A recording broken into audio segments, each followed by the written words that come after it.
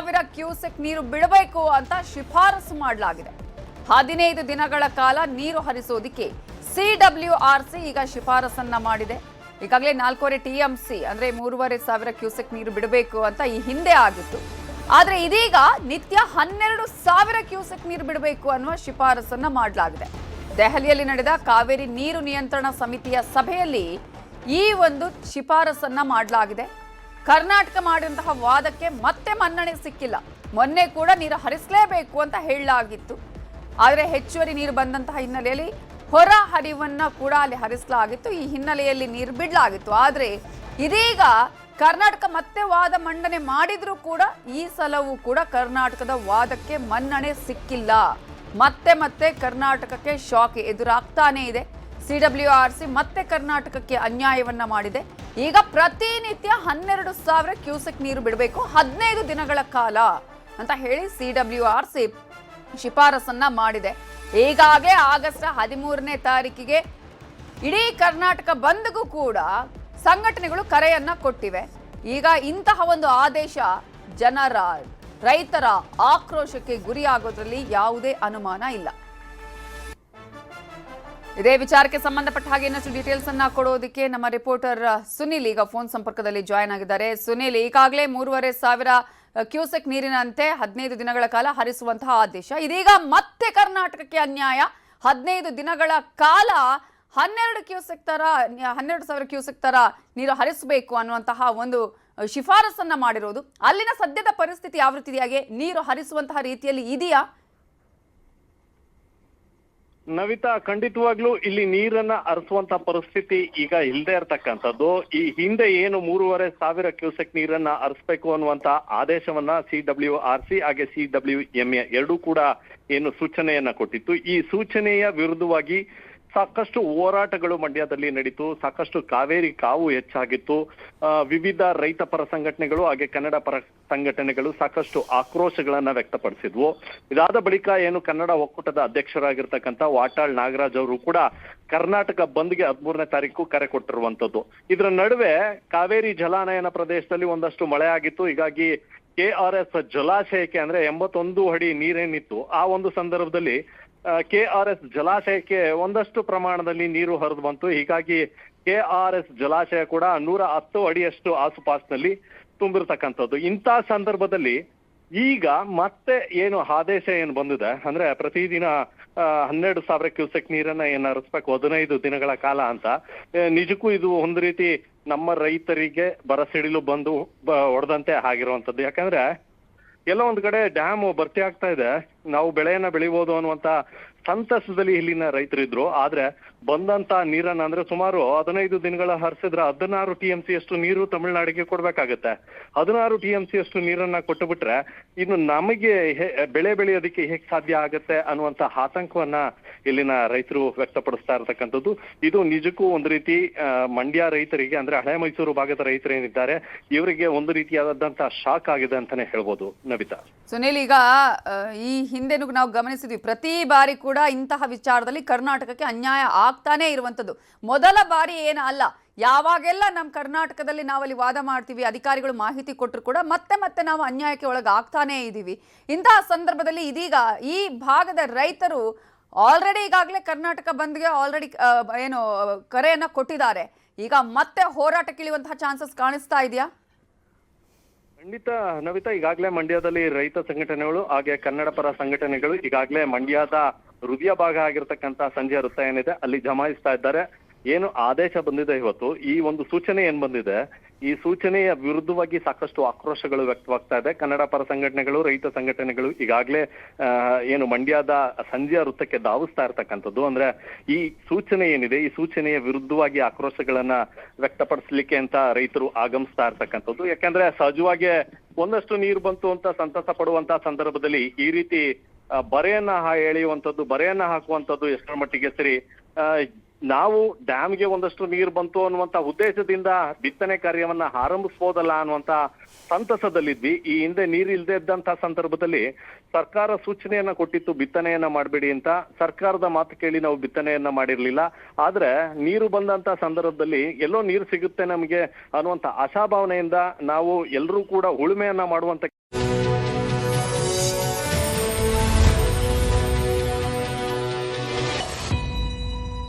ನಮಸ್ಕಾರ, ಸಂಜೆ ಸಮಾಚಾರಕ್ಕೆ ಸ್ವಾಗತ. ನಾನು ನವಿತಾ ಜೈನ್. ನಾನು ಸುದೀಪ್. ಏನೆಲ್ಲ ಪ್ರಮುಖ ವಿದ್ಯಮಾನಗಳು ನಡೆದಿದೆ ಅನ್ನೋದನ್ನ ನೋಡೋಣ. ಒಂದು ಬ್ರೇಕಿಂಗ್ ನ್ಯೂಸ್ ಇದೆ. ಕಾವೇರಿ ವಿಚಾರದಲ್ಲಿ ರಾಜ್ಯಕ್ಕೆ ಶಾಕ್ ಮೇಲೆ ಶಾಕ್. ಸಿಡಬ್ಲ್ಯೂಆರ್ಸಿ ಶಿಫಾರಸು ಕೊಟ್ಟಿತ್ತಲ್ಲ, ಅದನ್ನೇ ಎತ್ತಿ ಹಿಡಿದಿದೆ ಸಿಡಬ್ಲ್ಯೂಎಂಎ. ನಿತ್ಯ 12,000 ಕ್ಯೂಸೆಕ್ನಂತೆ 15 ದಿನ ನೀರು ಬಿಡಿ ಅನ್ನುವ ಸೂಚನೆಯನ್ನ ಸಿಡಬ್ಲ್ಯೂ ಕೂಡ ಈಗ ಕೊಟ್ಟಿರುವಂತದ್ದು. ಸಿಡಬ್ಲ್ಯೂಎಂಎ ಕೂಡ ಇದೇ ಒಂದು ಆದೇಶವನ್ನ ಕೊಟ್ಟಿದೆ. ಸುಪ್ರೀಂ ಕೋರ್ಟ್ ಮೆಟ್ಟಿಲೇರೋದಕ್ಕೆ ರಾಜ್ಯ ಸರ್ಕಾರ ನಿರ್ಧಾರ ಮಾಡಿದ್ದು. ನಾಳೆ ಗೃಹ ಕಚೇರಿ ಕೃಷ್ಣಾದಲ್ಲಿ ಸಿಎಂ ಡಿಕೆ ಶಿವಕುಮಾರ್ ಮಹತ್ವದ ಸಭೆ ನಡೆಸುತ್ತಾರೆ. ನಾಳೆ ಸುಪ್ರೀಂ ಕೋರ್ಟ್ಗೆ ಅರ್ಜಿ ಸಲ್ಲಿಸುವ ಬಗ್ಗೆ ಚರ್ಚೆ ಮಾಡುವಂತಹ ಸಾಧ್ಯತೆಗಳು ಕೂಡ ಇದೆ. ಈಗಾಗಲೇ ಸಿಡಬ್ಲ್ಯೂಆರ್ಸಿ ಶಿಫಾರಸು ಮಾಡಿತು. ಈ ಹಿನ್ನೆಲೆಯಲ್ಲಿ ಇದಕ್ಕೆ ಒಂದು ಆಕ್ಷೇಪಣೆಯನ್ನ ಸಲ್ಲಿಸಿ ಕರ್ನಾಟಕ ಇದೀಗ ಸಿಡಬ್ಲ್ಯೂಎಂಎ ಮೊರೆ ಹೋಗಿತ್ತು. ಆದರೆ ಅಲ್ಲೂ ಕೂಡ ಇದೀಗ ತಮಿಳುನಾಡಿಗೆ ನೀರು ಹರಿಸಿ ಅನ್ನುವಂತಹ ಸೂಚನೆನೇ ಬಂದಿದೆ. ಸಿಡಬ್ಲ್ಯೂಆರ್ಸಿ ಶಿಫಾರಸನ್ನೇ ಸಿಡಬ್ಲ್ಯೂಎಂಎ ಕೂಡ ಎತ್ತಿ ಹಿಡಿದಿದೆ. ಈ ಮೂಲಕ ಕರ್ನಾಟಕಕ್ಕೆ ಶಾಕ್ ಮೇಲೆ ಶಾಕ್. ಕಳೆದ ಬಾರಿ ಕೂಡ ಇಂತಹದ್ದೇ ರೀತಿಯಾದಂತಹ ಸೂಚನೆ ಆಯಿತು. ಈ ಬಾರಿ ಕೂಡ ಮತ್ತದೇ ಪುನರಾವರ್ತನೆ. ಸಿಡಬ್ಲ್ಯೂಆರ್ಸಿ ಕೊಟ್ಟಂತಹ ಸೂಚನೆಯನ್ನ ಪಾಲಿಸಬೇಕು ಅನ್ನೋದು. ಇದರ ಬಗ್ಗೆ ಇನ್ನಷ್ಟು ಡೀಟೇಲ್ಸ್ ಅನ್ನ ಕೊಡೋದಕ್ಕೆ ನಮ್ಮ ಪೊಲಿಟಿಕಲ್ ಬ್ಯೂರೋ ಹೆಡ್ ಆಗಿರುವಂತಹ ಚಿದಾನಂದ ಪಟೇಲ್ ನೇರ ಸಂಪರ್ಕದಲ್ಲಿ ಜಾಯಿನ್ ಆಗಿದ್ದಾರೆ. ಚಿದಾನಂದ ಪಟೇಲ್, ಒಂದು ರೀತಿಯಲ್ಲಿ ನಿರೀಕ್ಷಿತನೇ ಅಂತಾನೆ ಅಂದ್ಕೊಳ್ಬೇಕು. ಯಾಕಂದ್ರೆ ಕಳೆದ ಬಾರಿ ಕೂಡ ಇಂಥದ್ದೇ ಪರಿಸ್ಥಿತಿ ಇತ್ತು. ಈ ಕೊಳ್ಳು ಕೂಡ ಅದೇ ರೀತಿಯಾಗಿ ಬಂದಿದೆ ಈಗ ಸೂಚನೆ. ಅಂದ್ರೆ ಹೇಗೆ, ಯಾವ ಕಾರಣಕ್ಕಾಗಿ ಇದನ್ನ ಸೂಚನೆಯನ್ನ ಪಾಲಿಸಬೇಕು ಅಂತ ಹೇಳಲಾಗಿದೆ? ನೀರು ಇದೆ ಅನ್ನುವಂತಹ ರೀತಿಯಲ್ಲಿ ಅವರಿಗೆ ಕಾಣಿಸ್ತಾ ಇದೆಯಾ? ಜೊತೆಗೆ ಕರ್ನಾಟಕದ ಮುಂದಿರುವಂತಹ ಆಪ್ಷನ್ಸ್ ಏನೇನಿದೆ? ನವಿತಾ ಜೈನ್, ಮಹತ್ತರ ಬೆಳವಣಿಗೆಯೊಂದರ ಹಿನ್ನೆಲೆಯಲ್ಲಿ ನೀವು ಹೇಳಿದ ಹಾಗೆ ಕರ್ನಾಟಕಕ್ಕೆ ಇದೀಗ ಶಾಕ್ ಮೇಲೆ ಶಾಕ್ ಎದುರಾಗಿರ್ತಕ್ಕಂಥದ್ದು. ಸಿಡಬ್ಲ್ಯೂಆರ್ಸಿ ಏನು ಆದೇಶವನ್ನು ಮಾಡಿತ್ತು, ಆ ಆದೇಶವನ್ನು ಕೂಡ ಸಿಡಬ್ಲ್ಯೂಎಂಎ ಈಗ ಎತ್ತಿ ಹಿಡಿದಿರ್ತಕ್ಕಂಥದ್ದು. ಈಗ ಕರ್ನಾಟಕದ ಪಾಲಿಗೆ ಇದೊಂಥರ ಎಲ್ಲೊಂದು ಕಡೆ ಕುಡಿಯುವ ನೀರಿನ ಹಾಹಾಕಾರದ ಸಂದರ್ಭದಲ್ಲಿ, ರಾಜ್ಯದಲ್ಲಿ ಬರ ಪರಿಸ್ಥಿತಿ ಸಂದರ್ಭದಲ್ಲಿ ಅತಿ ದೊಡ್ಡ ಶಾಕಿಂಗ್ ಅಂತಲೇ ಹೇಳಬೇಕಾಗಿರ್ತಕ್ಕಂಥದ್ದು. ಈಗಾಗಲೇ ಎಲ್ಲೊಂದು ಕಡೆ ಈಶಾನ್ಯ ಮಾರುತ ಸದ್ಯದಲ್ಲೇ ಆರಂಭವಾಗ್ತಿರ್ತಕ್ಕಂಥದ್ದು. ದಕ್ಷಿಣ ಒಳನಾಡು ಈಗಾಗಲೇ ಕುಗ್ತಾ ಇರ್ತಕ್ಕಂಥದ್ದು. ಇನ್ನೇನು ಕೆಲವೇ ದಿನಗಳು ಮಾತ್ರ ಮುಂಗಾರಿಗೆ ಇರ್ತಕ್ಕಂಥದ್ದು. ಒಂದು ವೇಳೆ ಈ ಬಾರಿ ಮುಂಗಾರು ಸಂಪೂರ್ಣವಾಗಿ ಕ್ಷೀಣಿಸಿದರೆ ಭವಿಷ್ಯದ ದಿನಗಳಲ್ಲಿ ಬೆಂಗಳೂರು ಸೇರಿದಂತೆ ಮಂಡ್ಯ ಸುತ್ತಮುತ್ತಲ ಜಿಲ್ಲೆಗಳಲ್ಲಿ ಕುಡಿಯುವ ನೀರಿಗೆ ದೊಡ್ಡ ಹಾಹಾಕಾರ ಎದುರಾಗ್ತಿರ್ತಕ್ಕಂಥದ್ದು. ಈಗಾಗಲೇ ಎಲ್ಲೊಂದು ಕಡೆ ಕಬಿನಿ ಜಲಾಶಯ ತುಂಬಿರುವುದನ್ನೇ ಬಂಡವಾಳ ಮಾಡಿಕೊಂಡಿರ್ತಕ್ಕಂಥ ಸಿಡಬ್ಲ್ಯೂಎಂಎ ಮತ್ತು ಈಗಾಗಲೇ ಇನ್ಫ್ಲೋ ಸುಮಾರು 9,000 ರಿಂದ 11,000 ಕ್ಯೂಸೆಕ್ ನೀರು ಬರ್ತಿರ್ತಕ್ಕಂಥದ್ದು. ಕಳೆದ ವಾರ ಸುಮಾರು 30,000 ರಿಂದ 37,000 ಕ್ಯೂಸೆಕ್ ನೀರು. ಚಿದಾನಂದ ಪಟೇಲ್, ಎಸಿಎಸ್ ಗೌರವ್ ಗುಪ್ತಾ ಮಾತಾಡ್ತಿದ್ದಾರೆ, ನೋಡೋಣ. ಅಪೀಲ್ ಮೇಲ್ಮನವಿ ಏನಾದ್ರು ಇದ್ರೆ ಆ ಮೇಲ್ಮನವಿಯನ್ನು ಕೂಡ ಪರಿಗಣನೆ ಮಾಡ್ತಕ್ಕಂಥದ್ದು ಅದೇ ಸನ್ನಿವೇಶದಲ್ಲಿ ಆಗುತ್ತೆ ಅಂತ ಹೇಳಿ ನಾವು ಭಾವಿಸ್ಕೊಂಡಿದ್ದೀವಿ. ನಮಗೆ ಸಿಡಬ್ಲ್ಯೂಎಂಎಲ್ಲಿ ನಮಗೆ ಕರ್ನಾಟಕಕ್ಕೆ ನ್ಯಾಯ ಸಿಗಲಿಲ್ಲ, ಈ ಸರಿನೂ ಕೂಡ ನ್ಯಾಯ ಸಿಕ್ಕಿಲ್ಲ. ಈಗ ಈ ಸಿಚುವೇಶನ್ ಏನಾಗಿದೆ, ಇದು ಬಹಳ ಡೈನಮಿಕ್ ಸಿಚುವೇಶನ್ ಇದೆ. ಹೋದ ಸಮಯದಲ್ಲಿ ಆಗಿರ್ತಕ್ಕಂಥ ಆದೇಶ ಏನಿತ್ತು, ಮೇಲ್ನೋಟಕ್ಕೆ ನಮಗೆ ಅನ್ಯಾಯ ಆಗಿದೆ ಅಂತ ನಾವು ಹೇಳಿದಾದರೂ ಕೂಡ ತದನಂತರ ಕಬಿನಿನಲ್ಲಿ ಹೆಚ್ಚಿನ ಮಳೆ ಆದವಾಗ ನಾವು ಅದನ್ನು ನಿಭಾಯಿಸಲಿಕ್ಕೆ ನಮಗೆ ಸಾಧ್ಯವಾಯಿತು. ಮುಂಬರುವ ದಿನಗಳಲ್ಲಿ ಕೂಡ ಯಾವ ರೀತಿಯಲ್ಲಿ ಅದನ್ನು ನಿಭಾಯಿಸಲಿಕ್ಕೆ ಆಗುತ್ತೆ, ಈ ಕ್ಷಣದಲ್ಲಿ ನಮಗೆ ಖಂಡಿತ ಅದರ ಬಗ್ಗೆ ಕಷ್ಟ ಸಾಧ್ಯ ಅಂತ ಹೇಳಿ ನಾವು ಎನ್ಕೊಂಡಿದ್ದೀವಿ. ಸಿಡಬ್ಲ್ಯೂಎಂಎ ಹೇಳಿತ್ತು 4.5 TMC ಬಿಡಿ ಅಂತ, ನಾವು ಅದನ್ನ 7.5 ಬಿಟ್ಟಿದ್ದೇವೆ. ಕೂಡ ಬಿಟ್ಟಿದ್ದೇವೆ. ಅದನ್ನ ಇದಕ್ಕೆ ಕ್ಯಾಲ್ಕುಲೇಟ್ ಮಾಡಲಾಗಿದೆ. ಸೊ ಈ ವಿಷಯ ಬಗ್ಗೆ ಬೇರೆ ಬೇರೆ ಆಯಾಮಗಳಿದೆ, ಬೇರೆ ಬೇರೆ ಡೈಮೆನ್ಷನ್ಸ್ ಟು ದ ಪ್ರಾಬ್ಲಮ್. ಅದನ್ನ ಎಲ್ಲವನ್ನು ಸಮಗ್ರವಾಗಿ ಪರಿಶೀಲನೆ ಮಾಡಿ ತದನಂತರ ಅದರ ಬಗ್ಗೆ ಏನು ಲೀಗಲ್ ರೆಮಿಡಿ ಇದೆ, ಕಾನೂನು ದೃಷ್ಟಿಯಿಂದ ನಾವು ಏನೇನೋ ಉಪಾಯಗಳನ್ನು ಮಾಡಬಹುದು ಅಥವಾ ಯಾವ ರೀತಿಯಲ್ಲಿ ನಾವು ನ್ಯಾಯವನ್ನು ಪಡೆಯಬಹುದು ರಾಜ್ಯಕ್ಕೆ, ಅದರ ಬಗ್ಗೆ ಖಂಡಿತ ಕ್ರಮವನ್ನು ಕೈಗೊಳ್ತೀವಿ. No, that issue was not discussed. What's the direction today? The direction given by the Kaveri Water Management Authority is to reiterate the decision taken in the Regulation Committee. The Regulation Committee has decided to release 12,000. So ಈಗಾಗಲೇ ಇದರ ಬಗ್ಗೆ ಇನ್ನಷ್ಟು details ಅನ್ನ ಕೊಡೋದಕ್ಕೆ ನಮ್ಮ political bureau head Chidananda Patel ನೇರ ಸಂಪರ್ಕದಲ್ಲಿ join ಆಗಿದ್ದಾರೆ. ಚಿದಾನಂದ ಪಟೇಲ್, ಈಗಾಗಲೇ ಹೆಚ್ಚುವರಿ ಚೀಫ್ ಸೆಕ್ರೆಟರಿ ಆಗಿರುವಂತಹ ಗೌರವ್ ಗುಪ್ತಾ ವಿಚಾರಗಳನ್ನ ಹೇಳ್ತಾ ಇದ್ರು. ಮುಂದಿನ ದಿನಗಳಲ್ಲಿ ಏನು ಮಾಡಬೇಕಂದ್ರೆ, ಈಗ ನಾವು ನೀರು ಕೊಡೋದಕ್ಕೆ ಸ್ವಲ್ಪ ಕಷ್ಟ ಸಾಧ್ಯ, ಈ ಹಿಂದೆ ಕೊಟ್ಟಿದ್ದೇವೆ, ಆದರೆ ಈಗಿನ ಪರಿಸ್ಥಿತಿ ಕಷ್ಟ ಅಂತ ಹೇಳಿ. ಸೊ ಸರ್ಕಾರದ ಮುಂದಿರುವಂತಹ ಆಪ್ಷನ್ಸ್, ಇದೀಗ ಸಿಎಂ ಸಭೆಯನ್ನ ಮಾಡಿ ನಿರ್ಧಾರ ತೆಗೆದುಕೊಳ್ಳುವಂತಹ ಸಾಧ್ಯತೆಗಳು ಇದೆ. ನವಿತೇಜನ್, ಈಗಾಗಲೇ ನಾವು ತಮಿಳುನಾಡಿಗೆ 2 TMC ಹೆಚ್ಚುವರಿ ನೀರನ್ನು ಬಿಟ್ಟಿರ್ತಕ್ಕಂಥದ್ದು. ಈಗಾಗಲೇ ಈ ಹಿಂದಿನ ಆದೇಶದ ಪ್ರಕಾರ 4.5 TMC ನೀರನ್ನು ಬಿಡಬೇಕಾಗಿತ್ತು. ಆಗ ಈಗಾಗಲೇ ನಾವು ನಮಗೆ ದಕ್ಷಿಣ ಒಳನಾಡಿನಲ್ಲಿ ಮತ್ತು ಕಾವೇರಿ ಕೊಳ್ಳದ ಪ್ರದೇಶಗಳಲ್ಲಿ ಒಳ್ಳೆಯ ಮಳೆ ಆಗಿದ್ದ ಕಾರಣಕ್ಕಾಗಿ ನಾವು 7.5 TMC ನೀರನ್ನು ಬಿಟ್ಟಿರ್ತಕ್ಕಂಥದ್ದು. ಇದು ಒಂದು ಭಾಗ. ಮತ್ತೊಂದು ಕಡೆ ಈಗಾಗಲೇ CWMA ಕೂಡ ಏನು CWRC ಆದೇಶವನ್ನು ಮಾಡಿತ್ತು, ಸುಮಾರು 15 ದಿನಗಳ ಕಾಲ 12,000 ಕ್ಯೂಸೆಕ್ ನೀರನ್ನು ಬಿಡಬೇಕಂತೇಳಿ ಈಗಾಗಲೇ ಆದೇಶವನ್ನು ಮಾಡಿರ್ತಕ್ಕಂಥ ಒಟ್ಟಾರೆ 16 TMC ನೀರನ್ನು ಬಿಡಲಿಕ್ಕೆ ಈಗಾಗಲೇ ಸೂಚನೆಯನ್ನು ಕೊಟ್ಟಿರ್ತಕ್ಕಂಥ ಆ ಸೂಚನೆ ಯಥಾವತ್ತನ್ನು ಕರ್ನಾಟಕ ಸರ್ಕಾರ ಪಾಲನೆ ಮಾಡಬೇಕಂತೇಳಿ ಸೂಚನೆಯನ್ನು ಕೊಟ್ಟಿರ್ತಕ್ಕಂಥದ್ದು.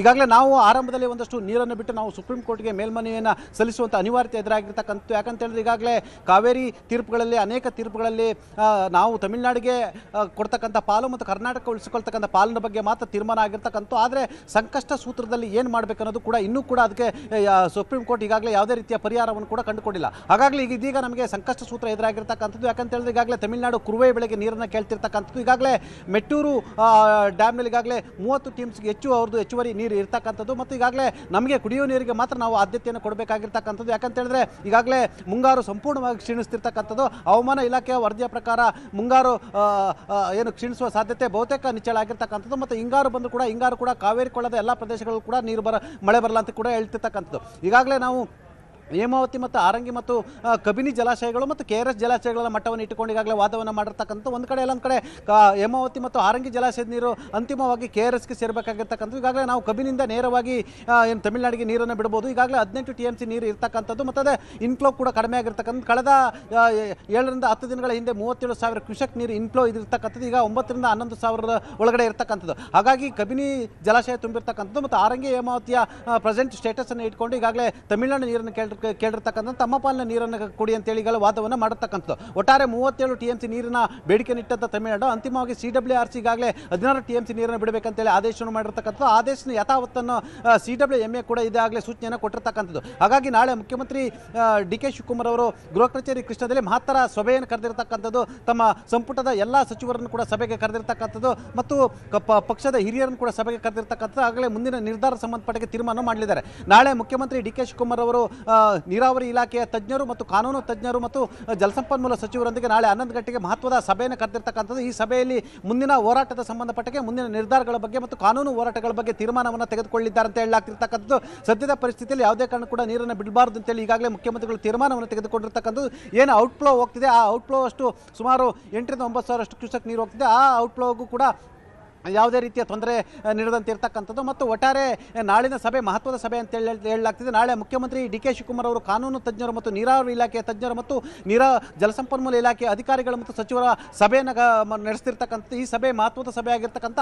ಈ ಒಂದು ಸಭೆಯಲ್ಲಿ ಮುಂದೆ ಯಾವ ರೀತಿ ನಿರ್ಧಾರವನ್ನು ತೆಗೆದುಕೊಳ್ಬೇಕು, ನಾವು ಆರಂಭದಲ್ಲಿ ಒಂದಷ್ಟು ನೀರನ್ನು ಬಿಟ್ಟು ಸುಪ್ರೀಂ ಕೋರ್ಟ್ಗೆ ಹೋಗಬೇಕಾ ಅಥವಾ ನೀರನ್ನು ಬಿಡದೆ ನಾವು ಎಲ್ಲೊಂದು ಕಡೆ ಸುಪ್ರೀಂ ಕೋರ್ಟ್ಗೆ ಮೇಲ್ಮನವಿ ಹೋಗಬೇಕಾ ಮತ್ತು ಸಂಕಷ್ಟದ ಸೂತ್ರದಲ್ಲಿ ಪರಿಹಾರವನ್ನು ಕೊಡಿ ಅಂತೇಳಿ ಸುಪ್ರೀಂ ಕೋರ್ಟ್ಗೆ ಹೋಗಬೇಕಂತೇಳಿ ಎಲ್ಲ ತೀರ್ಮಾನವನ್ನು ಮಾಡಲಿದ್ದಾರೆ. ನಂತರ ಸಂಜೆ 4 ಗಂಟೆಗೆ ಗೃಹ ಕಚೇರಿ ಕೃಷ್ಣದಲ್ಲೂ ಕೂಡ ಸಚಿವರ ಮತ್ತು ಹಿರಿಯ ನಾಯಕರ ಸಭೆ ಇರ್ತಕ್ಕಂಥ. ಆ ಸಭೆಯಲ್ಲೂ ಕೂಡ ಕಾವೇರಿ ನದಿ ನೀರು ವಿಚಾರ ಸಂಬಂಧಪಟ್ಟಕ್ಕೆ ಚರ್ಚೆ ಆಗ್ತಿರ್ತಕ್ಕಂಥದ್ದು. ಈಗಾಗಲೇ ಕಳೆದ ವಾರ ಅಷ್ಟೇ ಏನು ಸರ್ವಪಕ್ಷ ಸಭೆಯನ್ನು ಕರೆದ್ರು. ಆ ಸರ್ವಪಕ್ಷ ಸಭೆ ಕರೆಯುವ ನಿಟ್ಟಿನಲ್ಲಿ ಎಲ್ಲೊಂದು ಕಡೆ ಅದೃಷ್ಟವಶಾತ್ ಮಳೆ ಕೂಡ ಚೆನ್ನಾಗಿರ್ತಕ್ಕಂಥದ್ದು. ಹಾಗಾಗಿ ಈಗಾಗಲೇ ನಾವು 7.5 TMC ನೀರನ್ನು ಬಿಟ್ಟಿರ್ತಕ್ಕಂಥದ್ದು. ಹೆಚ್ಚುವರಿ 2 TMC ಬಿಟ್ಟಿರ್ತಕ್ಕಂಥದ್ದು. ಇನ್ನು ತಮಿಳುನಾಡಿಗೆ ಇನ್ನಷ್ಟೇ ಮುಂಗಾರು ಆಗಮಿಸಬೇಕಾಗಿರ್ತಕ್ಕಂಥದ್ದು. ಈಶಾನ್ಯ ಮಾರುತ್ಯ ಅವರಿಗೆ ಆಗಬೇಕಾಗಿರ್ತಕ್ಕಂಥ ನಮ್ಮ ದಕ್ಷಿಣ ಒಳನಾಡು ಮಳೆ ಪ್ರಮಾಣ ಕುಗ್ಗುತ್ತಾ ಇರ್ತಕ್ಕಂಥ. ಹಾಗಾಗಿ ತಮಿಳುನಾಡು ಸಂಕಷ್ಟದ ಸಂದರ್ಭದಲ್ಲೂ ಕೂಡ ತನ್ನ ಕುರುವೆ ಬೆಳೆಗಾಗಿ ಕರ್ನಾಟಕದಲ್ಲಿ ನೀರಿಗಾಗಿ ಬೇಡಿಕೆ ಇಟ್ಟಿರ್ತಕ್ಕಂಥದ್ದು. ಈಗ CWMA ತೀರ್ಮಾನ ಸದ್ಯದ ಮಟ್ಟಿಗೆ ತಮಿಳುನಾಡು ಪರವಾಗಿ ಹೊರವಾಗಿದ್ದು ಕೂಡ ಕರ್ನಾಟಕದ ಪರವಾಗಿ ಎಲ್ಲೊಂದು ಕಡೆ ಇದು ಶಾಪ ಅಂತಲೇ ಹೇಳಲಾಗ್ತಿರ್ತಕ್ಕಂಥದ್ದು. ನಾಳಿನ ಮುಖ್ಯಮಂತ್ರಿಗಳ ಸಭೆ ಮಹತ್ವದ ಸಭೆ ಅಂತ ಹೇಳಲಾಗ್ತಿದೆ. ಮುಖ್ಯಮಂತ್ರಿಗಳು ಯಾವ ತೀರ್ಮಾನ ತೆಗೆದುಕೊಳ್ತಾರೆ ಅಂತ ಕಾದು ನೋಡಬೇಕಾಗಿದೆ. ಯಾಕಂತೇಳಿ ಈಗಾಗಲೇ